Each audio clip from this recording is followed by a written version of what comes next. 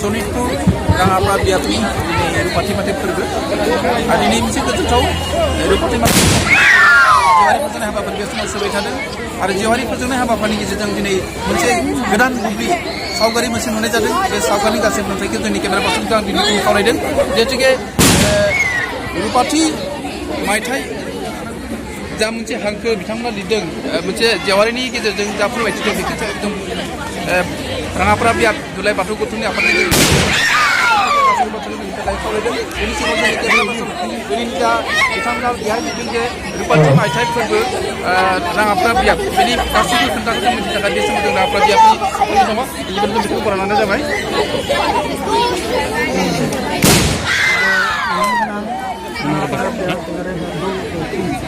आफादनि सिङाव थानाय गासै गुदि आफादनि लोगोसेनो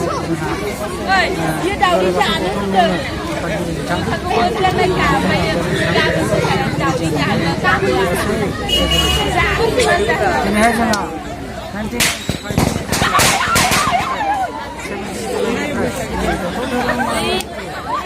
धोरोम आफादा जोङो मोननानै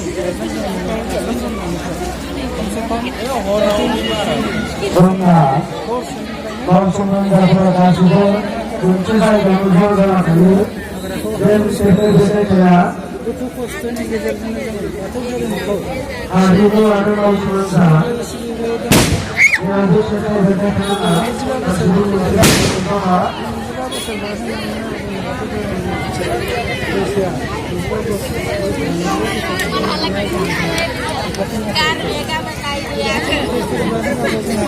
मोनसे जोंनि बाथौ धोरोमनि मोनसे बेयो जेरैहाय सासे सुबुङा जोनोम मोननानै जेनेबा 25 बोसोराव बिथाङा फुरा सम्पूर्ण मोननाय बिथांनि बैसो जायो हाबा जानायनि सम नाथाय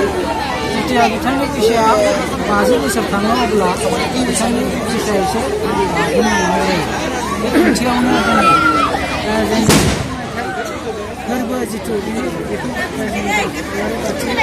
जिथु सावदों बे सावनाय बादिनो जेन जों साफ्रोमबो बाथौ धोरोमारिफ्रा नोंथांमोनखौ आं खावलायो जोंनि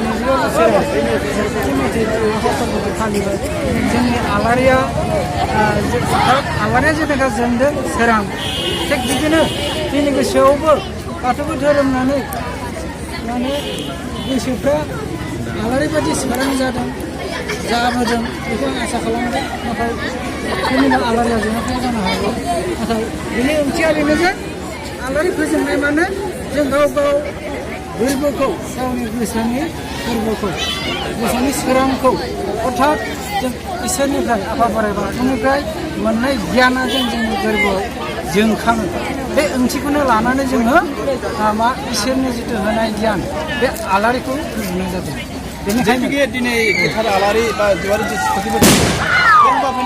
गाबोन नोंथांमोननि बे रुपाथि मायथाइनि हाबाफारि गाबोन मा मा हाबाफारिया दङ जोङो सेथियाव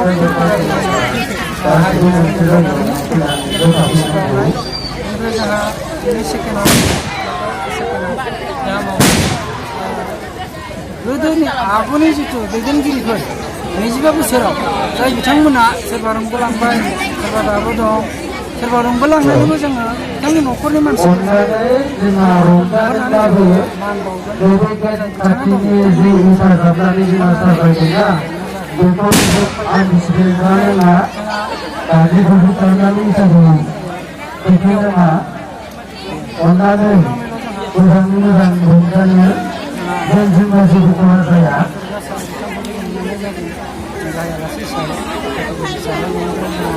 धोरोम बोसोरनि थाखाय दिनै राङापारा बियाब बाथौ गौथुमनि रुपाथि मायथाइ फोरबो बे रुपाथि मायथाइ फोरबोनि दिनै मोनाबिलिनि जा गोथार जेवारि फोजोंनाय सोलिबाय थादों नङा होमबा बे रुपाथि मायथाइ फोरबोनि सेथि साननि मोनाबिलिनि रुपाथि फालिथाय फोरबो राङापारा बियाब जाबायदि मोनसे गोदान महर होनानै नोंथांमोना दिनै आलारि बा जेवारिखौ बेनि मोनसेया हाबानि दावखौनो बुंनानै जे माबायाव जोङो आकार हिसाबै जों दा आलारि जोंनाय नुदों बे आलारिया माने आलारि फोजोंनायल' जों आंनि मथेब्ला आरो लुबैजायो जोंनि साफ्रोमबो बाथौसाफ्रा बाथौ धोरोम सिबियारिफ्रा गावनि गोरबोफोरखौ फोजोंनांगौ फोजोंनानै जोङो मा गाव सोलायलांनांगौ परिबर्तन जानांगौ बेखौनो आङो बै जों रुजुनाय गासै मोनो आरो थाब रुजुनाय आरो आंनि मथेब्ला धोरोमनि जिथु ध्यानखौ आलारि फोजोंनायखौ माने गावनि गोरबोखौ फोजोंनाय होननानैसो फोजोंनायखौसो बुंनांगौ एबा रुजुदों जोबोद साबायखर थाबाय राङापारा बियाब